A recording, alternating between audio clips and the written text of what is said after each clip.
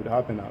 It's the first time I come to the Petri Museum. I just come from the British Museum. Oh, the British. Have you been there already? Yes. Oh, I went there. I went there last week. And I was just in this there looking at Nefertiti. I'm happy I got a clear view of Nefertiti. And the brother just walks in, and I see the Ankh and I see the Afro, and I know for a fact I go often to the Louvre Museum. And when I go there, when I see black people, most of the time they're from America. Oh yeah. Because black people in France just don't go to look at their artifacts, and it's very funny. America is so far away. Wow. And so when I saw you, I thought, that's why I asked you, are you from America? Yeah. And he said yes, and I asked him, was from, he's probably your lady, but my wife, yes. Oh, your wife. She handed over the card. I'm going to show it actually. I mean, this is so funny.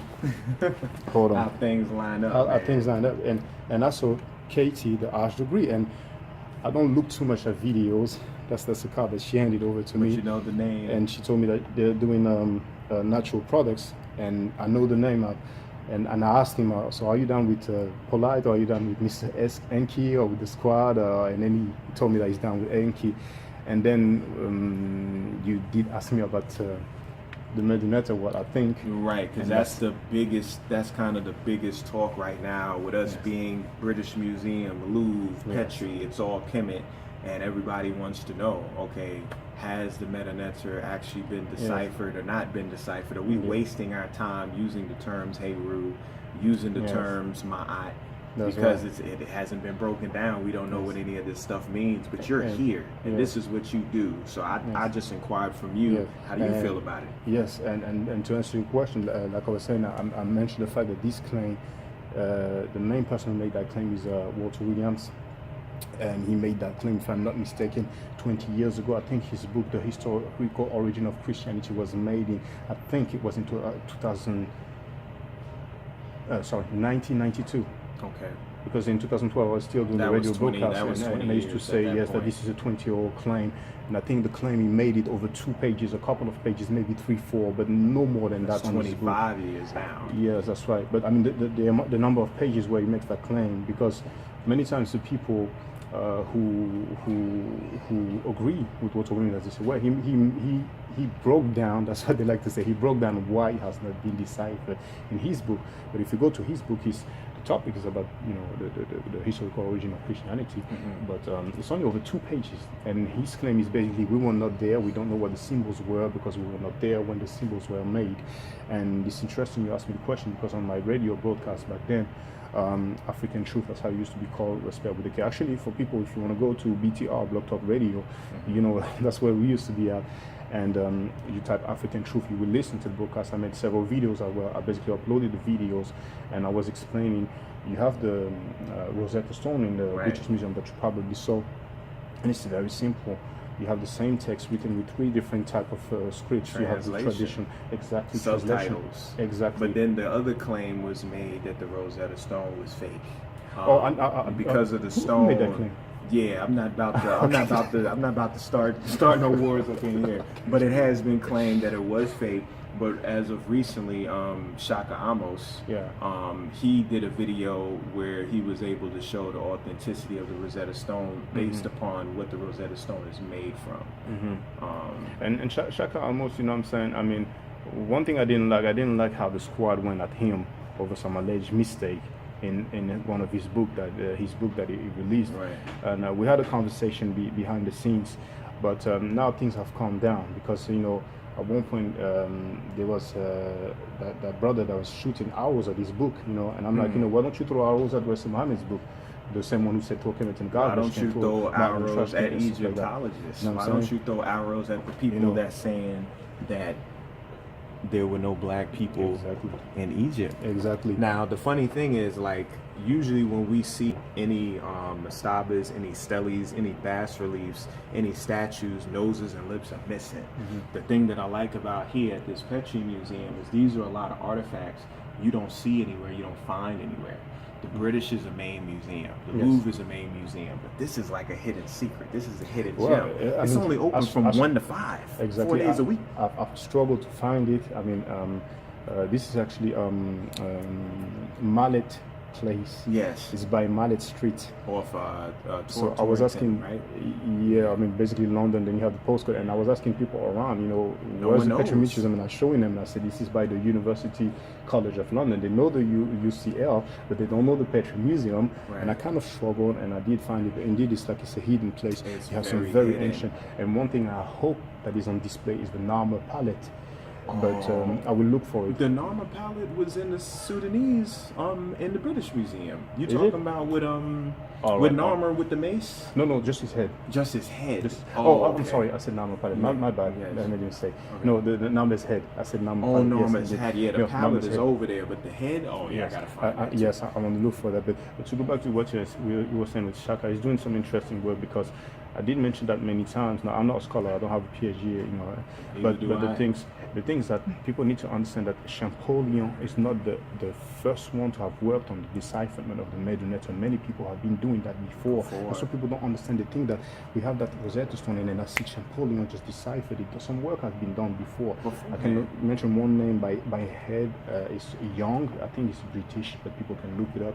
You can look up the Britannica Encyclopedia, or if you want Wikipedia, but you know what it is. It's for you to have an idea. You cannot rely on Wikipedia. No. That's just the start, and then you go further from that point. Because anybody, I mean, we know the deal, but people have been working. That's what you need to understand. People have been working on this decipherment of the Medunet. So they had some clues and ideas about some sounds and so on. But the fact that this Rosetta Stone is the same text written in the classical Medunet and then in the Demotic form, which is like a more abbreviated form, and then finally the Greek, and they knew that the name of a king was in the cartouche, so they knew about some spelling, about some sounds, and that's why it was so instrumental to allow Champollion to be able to decipher it.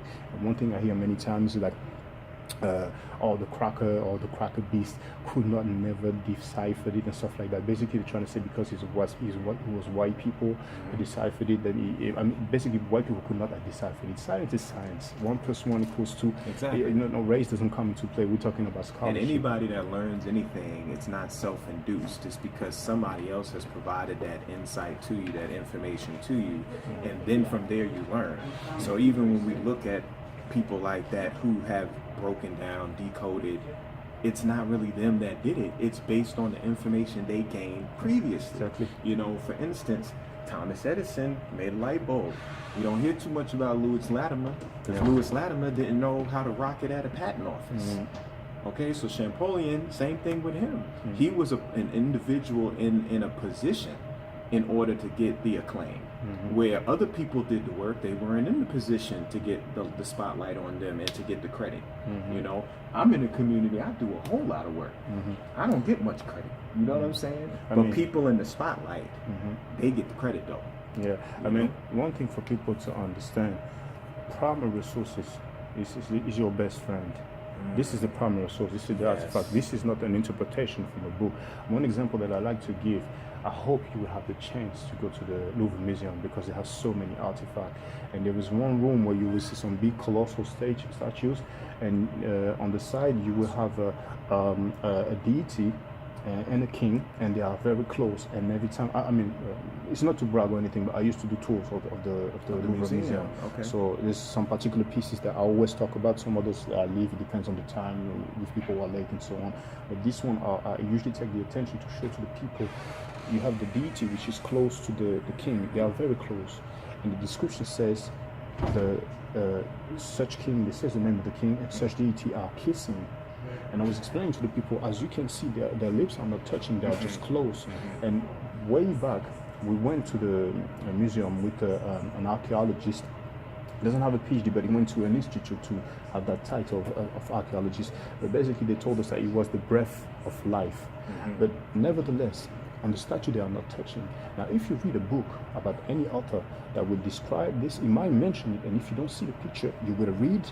In the Louvre Museum, there is this statue of the god and the king kissing, and you might be like, "God damn, two dudes kissing." But if you go to the museum, see them embraced, exactly, that's what's happening. Exactly, because if somebody describes it and you don't see the picture, that's what you don't think. And somebody might say, "Oh, from this book, he says that they are kissing." They even give the reference. They might give the reference. But if you look at the picture, or if you go to the museum, you will see that they are not kissing. They are not touching. Breath control played a major role in antiquity because we understood that we can go a long period of time without eating food. That's called fasting. Mm-hmm. You can do that. You can go days without drinking, but when it comes to breathing, it's but seconds. You see? So breath control played a big part in the meditation ceremonies, the acoustics inside the temples. That's why they had to grant it, because as you would do these songs and these hymns, it would resonate a certain way. And sound played a main role in the mysticism that we still haven't figured out when it comes to building the pyramids and all the different things that we did up in there. So yeah, you see that often. If they're not in close proximity, then they're offering an ankh. Yes. To the mouth, you know, or there's a we can see water. Here with the atom. Yeah, we're gonna yes. scan, you know, over a lot of these, so everybody can see. But I really want people to see. Oh, you have another one? Yeah. Oh, okay, that's good. There you go. But yeah, this guy, I've never seen an Asor so clean with nose and a lips. Is this Asor? I think so. Yeah, that's Asor right actually, there. Yeah, because he has the. Yeah, that's Asor right there. Actually, I would take it because usually, indeed, you see from Osiris. You don't see him too much with human features, or if you have the colors, you see him green. Indigenous features on Osiris, on Asor, ever. This is the most complete piece I've ever seen. So is it back on? Yeah, it's back on now. His lady just had to change the battery. The battery. But I would like to say just a few things just for the record. Did it? Walter Williams, there's nothing wrong with saying you had that claim. That claim is 20 years old, because a lot of people do follow Walter Williams because of his two books, The Historical Origin of Christianity and The Historical Origin of Islam. And we know our people are trying to get away, some of our people are trying to get away from the Abrahamic belief system or Abrahamic religions because of the slavery. And some people have to say for the record, for Islam it was 1,000 years, not just 400 years like the Christians. So it was before, it was longer, and it's still going on to this day. We know how it goes in America with the Asiatic black men and so on. In the Nation of Islam, they're trying to say that, you know, we are Arabs, just like Western Muhammad is trying to claim that Prophet Muhammad was black, and not just black but jet black. But that's the reason why so many people like to follow Walter Williams. But this claim about the Medunata, I do disagree with it. I did say it many times before, and there's two things I can say also. He was published on Ma'atian Press, from the root Ma'at. Why would you publish a book on the Ma'atian Press? And he does use the greeting Hotep, and many times he greets by saying Ma'at Hotep. He's very big on us not using the word Kemet. He says that we should use the word Egypt. He has his reasons, but yet he greets by saying Ma'at Hotep. And you have also, this has been said many times, Seti. A lot of people used to follow Seti, but since he's been going with the young dude, a lot of people don't understand because some claims are very strange. But the name itself, Sarosutin Seti, this is Meduneta. Yes. This is Meduneta. So if it has not been deciphered, how do you know what your name means? Why do you have that name?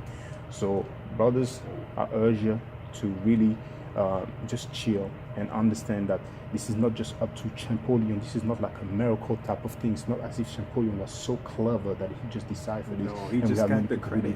Just like anything else, he just got the like Columbus is credited for discovering America, and he never went to America. That's a what lot I'm of people saying. to this day don't know that. That's what I mean. They don't know that he just went to the Caribbeans, but he did not actually reach the what we call America today. No, he was in the Caribbean. Exactly. Yeah, he was in the Caribbean. Now, another thing we gotta keep in mind is the whole reason why there's generations is because elders get to a certain point, they pass info down to the youth, and as the youth grow up and develop, they add to it. Sometimes adding to the information includes editing.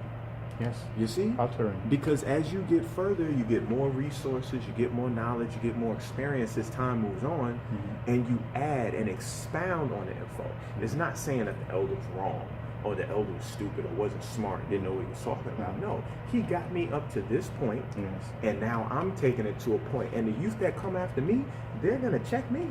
They're gonna refine me and make my word, because that's what it's about. It's refining the word over and over again until that thing just gets so specific that when it gets handed off, it's all you need.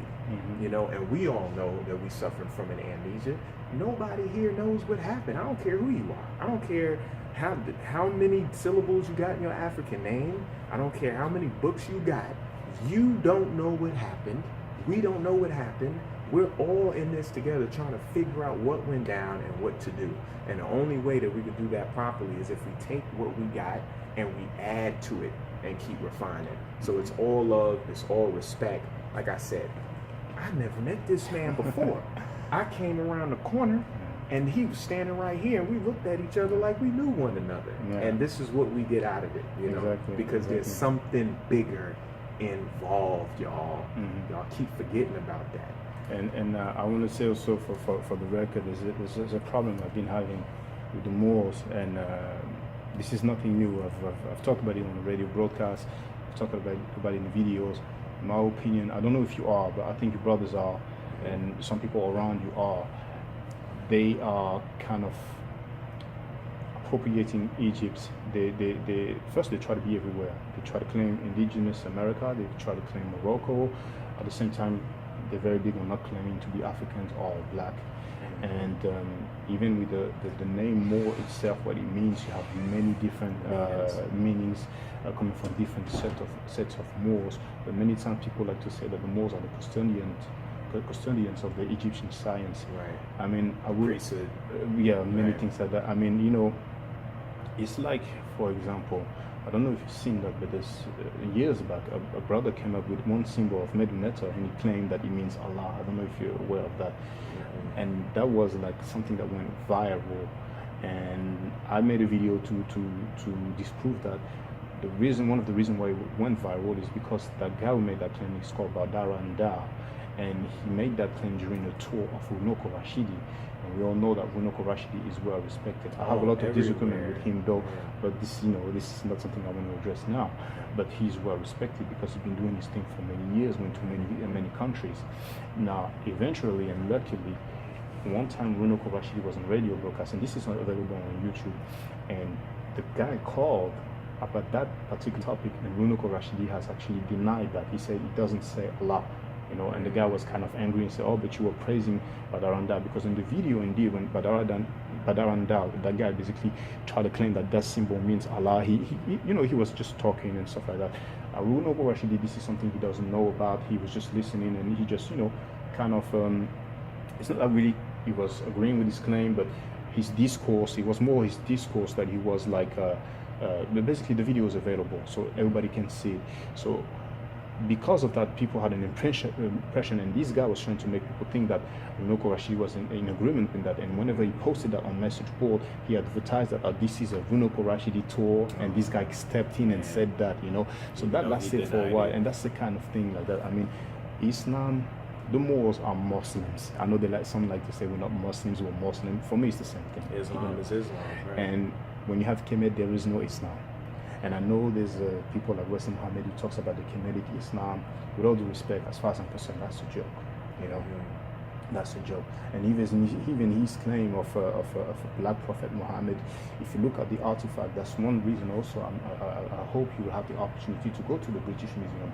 If you go to the area of Mesopotamia, Akkad, Levant, Lagash, you will see their phenotype. And even in the British Museum, if you go to Mesopotamia, there is what is called the Standard of Ur. It's quite small, but actually everybody can type Standard of Ur. It's spelled UR, exactly. You can see their phenotypes. That's why I have this video called White Semites, Black Awakening, and I went through many books from professors and books about Mesopotamia. Once again, Akkad, Lagash, the Levant, Mesopotamia, even Palestine.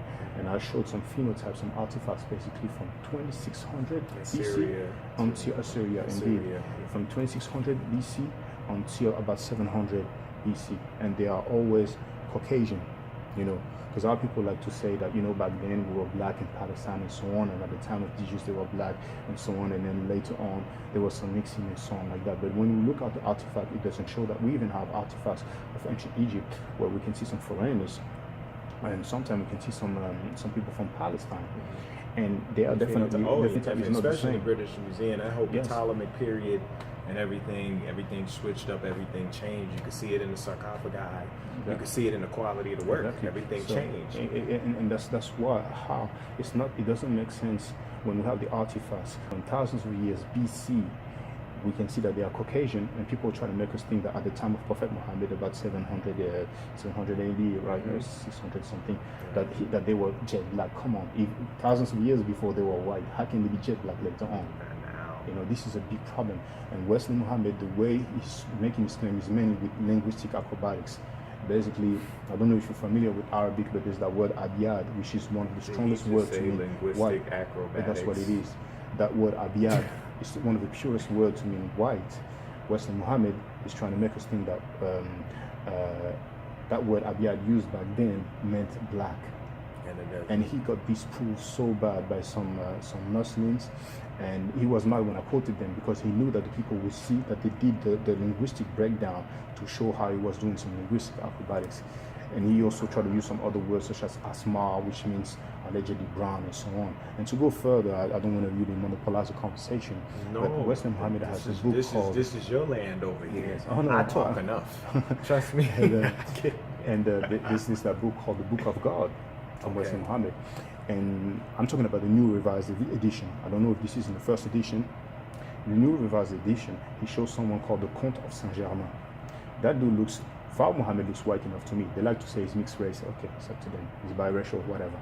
To me, he's not, but it's an opinion. We never saw his father. We never saw Alfonso, his dad, and Baby G, his mama. But there's a guy called Comte Saint-Germain. If you just type Comte Saint-Germain, you will have depictions of him.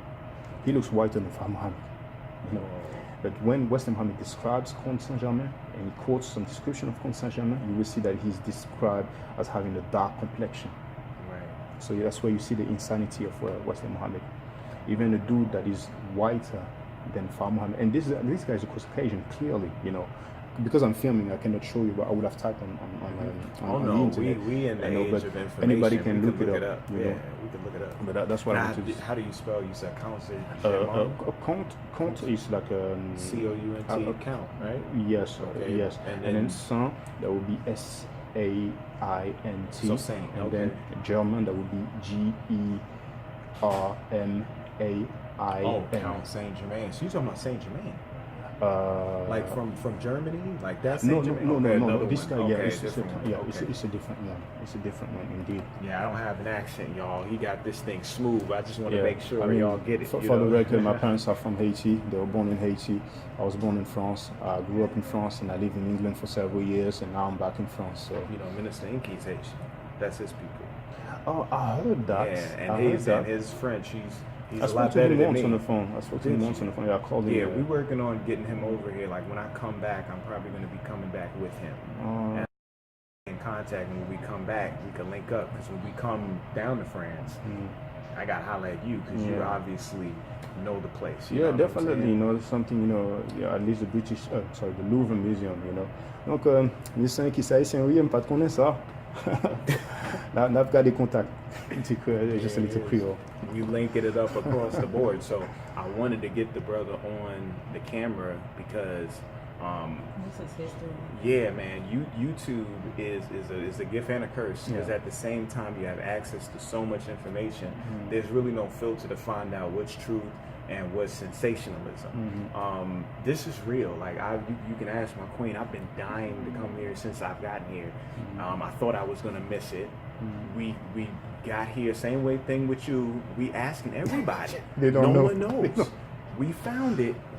I'm breaking down because the K and KT stands for Kamani.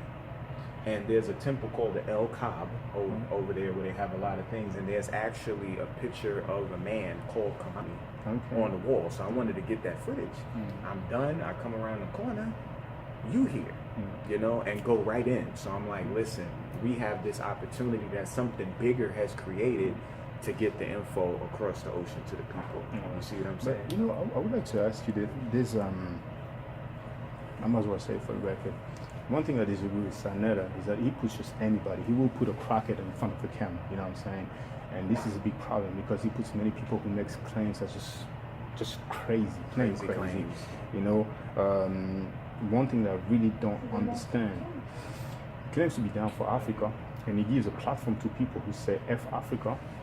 And not long ago, he had a video when a Hebrew Israelite was talking about his hate for Africans. That's the way he articulated it. To me, it just doesn't make sense. You know? Then he And had that's the thing that's the captain, with the Captain young Hebrew. African boy, where they was talking Exactly. to one another. And right? people saw that, you know what I'm saying? And after that situation with the young boy, Sarnetta did say, you know, Captain, you're my brother, but you're never gonna be on the house anymore. He said that. And when I heard that, I was like, you know, that's cool, you know what I'm saying? Because you claim to be down for Africa, you cannot have that kind of statement. People and next are thing you know, watching us, man. Next thing you know, just 2 People are weeks watching. later, there we go. He has He's the back. platform, you know what I'm saying? But the thing is, I wanted to ask you, that was just for the record. There was some back and forth with you. There's so many videos. Usually I look at the titles, but I don't really go into details because there's been, as you know, there's been a lot of drama. There's always some drama. I try and But sidestep it. I know at one point there was some back and forth with you. What was the back and forth about? With me? Yeah. And who? I don't know if it was with the squad or if it was with, because Oh. there's some people come and go. There was I a don't know if it's like couple Young things. Marcus or something. No, it wasn't Young Marcus. I know a couple years ago I had a thing with the Amon Ra squad because they were talking about evolution. Oh, evolution. Okay. Yeah, and I didn't okay, believe in okay. the monkey All thing. right, yeah. So I was asked if I was locked up for 40 years and I was not able to make love to a woman, that if they put a monkey, a chimpanzee in my cell, would I make love to the monkey? I'm sure you said no. Of course. I would say no And too. they told me I was crazy because I said that. So I was like, so you would, you know? So that That was the time when that was one thing. That was one thing. Recently, you don't really see me because there's so much drama going on, and most of the topics that everyone's speaking of has nothing to do with furthering our consciousness. So I talk about health, I talk about physiology, and then I also have Hollywood Decoded, where I use movies and I break down all this, how all of Kemet is inside of the films, you know, and show the parallels. So that I just kind of stay in my own lane and do that type of thing, you know. I mean, I personally kind of disagree with the movie breakdowns because there's so many. I mean, many times there's a big blockbuster. You have many people who kind of do some breakdowns and so on. I mean, this is my personal opinion. I didn't see the work that you put out, but I can see the back and forth what it was about. But at the time, what's the brother the brother from Chicago?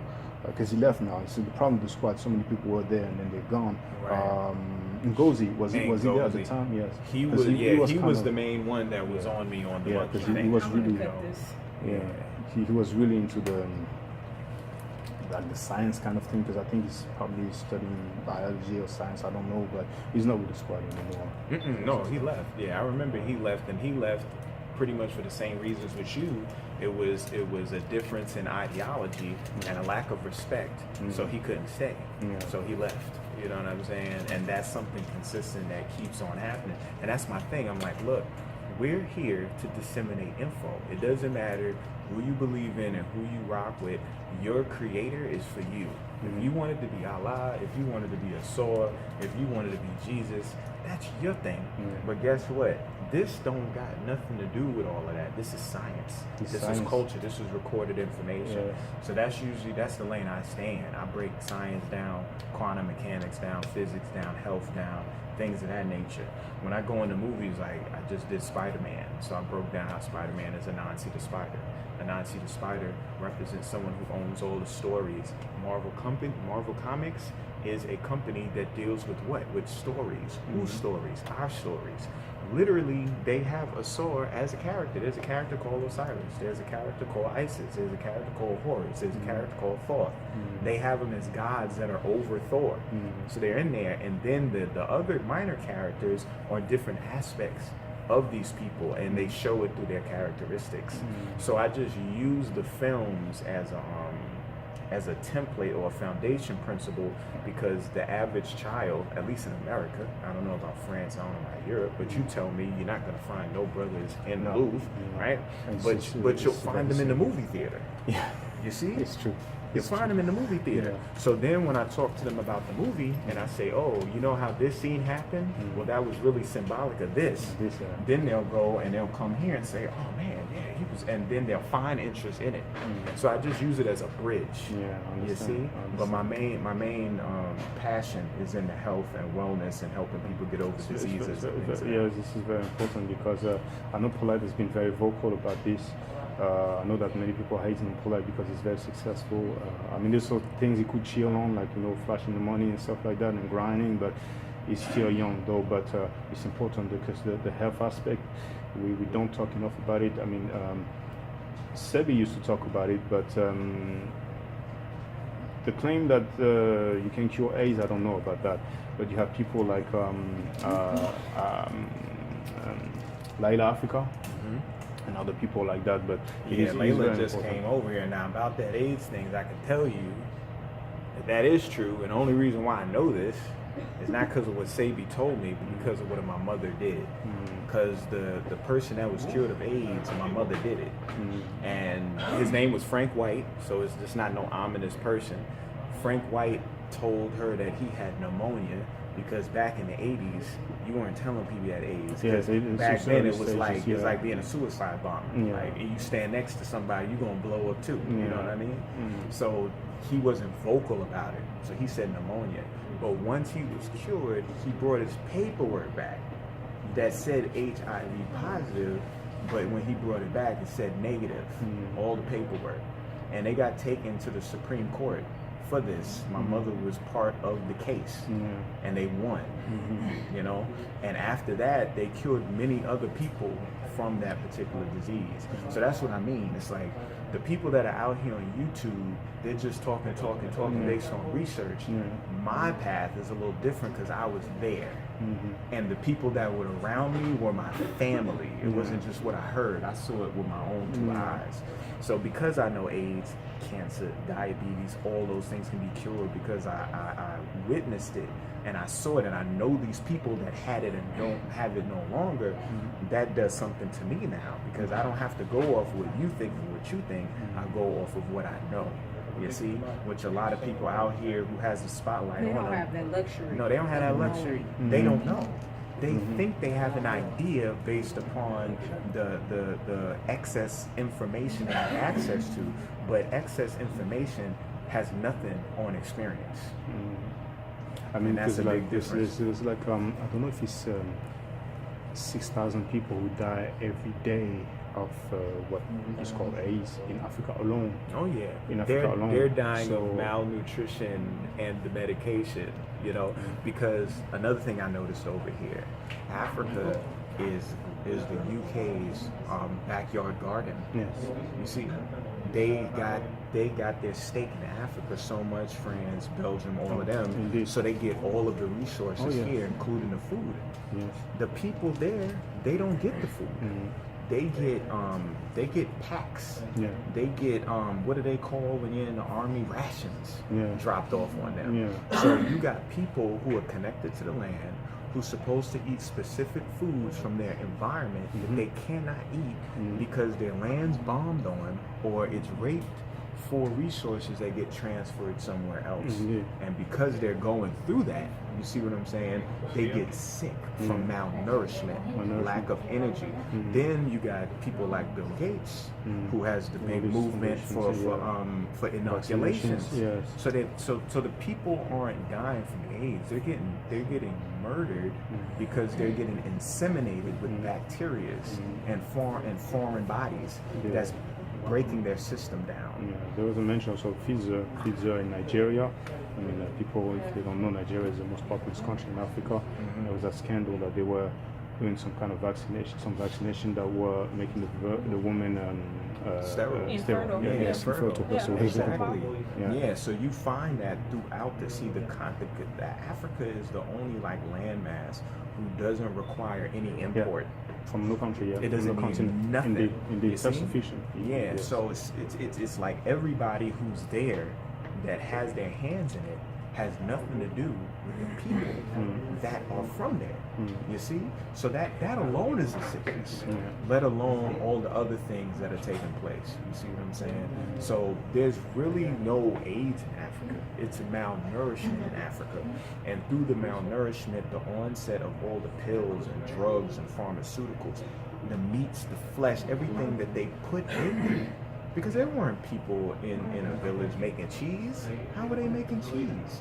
They wasn't making macaroni and cheese in their hut. You know what I'm saying? So you got all this stuff introduced to these people that is not consistent with their genetics. So when it's time to transcribe a gene and create a protein to do a particular job in the body, it's shut down. Their histones get shut down because of what's getting put on them. And then from that, they just want to kind of corral everybody in one space and just put a label on it and write AIDS and say this is what the people got. And that's going to keep you and me from doing anything with them because it's AIDS. And I think what people need, the people need evidence. And what they will need is to see some people who had that condition that is labeled AIDS. And because there's, with what you're saying, indeed, some people are saying that if you eat fruits, if you eat healthy, y'all give me a shout out on my email. Yes, but I have the copies to show you. Yes, but I mean publicly, you know, the people, they need evidence because you're probably aware that there's a guy, he had, if I'm not mistaken, he had a Nobel Prize related to AIDS about some discovery. I think his name is Luc Montagnier, he's a French guy. This just happened? Oh, no, that was a while ago. He had the Nobel Prize a long time ago. Okay. But he's very famous when it comes to AIDS. I think, I'm not 100% sure, but I think his name is Luc Montagnier. Okay. There's a documentary that was made, I forgot the name, but he's actually on tape saying, this is an excerpt, but people probably will put in the comment, yeah, I know this is that documentary. He's on tape saying that if you eat healthy, if you eat good, then your immune system will actually get better if you do have AIDS. And just to go on record, AIDS really doesn't have anything to do with the immune system. It's the digestive system that gets compromised because the immune system and the digestive system are actually hand in hand. So if you take care of your digestive issues, you take care of your immune issues, and then the charge ends up raising. The whole point is to shut the digestion down, shut the immune down, and then from there, the body can't function anymore because there's no fuel. You don't put gas in your car, it don't run. It's not that it has a disease, it just don't got no gas in it, you know? So that's what people are dealing with. The rest of the breaking down and what they go through is a mental thing because the fear gets impregnated in their thought, and then they just reverberate that fear throughout themselves, and they have this aura of fear all around them, and that prevents any growth from taking place because fear is a paralyzer. It is on the same axis as love. So love gets inhibited by way of fear, and when you inhibit love, there's no growth and health that can take place at that time. So it's on different levels, you know. Like the placenta effect or placental effect, I'm not sure how they call it. Placebo effect. You give somebody a sugar pill, but you tell them it's something. It's the intent alone that'll make it happen. And the only reason why that happens is because we're 90% water, and water is psychoreactive, as we saw through Masaru Emoto and the hidden messages of water. When we implement positive thoughts, we structurize our water. When we implement negative thoughts, water loses structure. When water loses its structure, our cells lose their structure. Our proteins lose their structure because the scaffolding that holds all our body together is the hexagonal lattice of water in its structural form. So if you think in hate and you think in putrid thoughts, you're breaking yourself down. And fear is one of those thought processes, you know. There's a lot of things, but I'm very happy, brother, to meet you. We're going to talk, though. I'm just going to stop the recording right now. But I just explained to you how it was just by, like you say, luck in English, how we just met, you know, and this is a beautiful thing. So we got more work to do. I'm coming back. I'm going to give him my number, so, you know, whoever, if they come to France, so I can show them the Louvre Museum and stay in contact, you know, trying to build, you know what I'm saying? And then hopefully also with the people on the continent, you know. So, and they'll have some brothers in England to meet in a couple of days also. Okay. Peace. Sweet.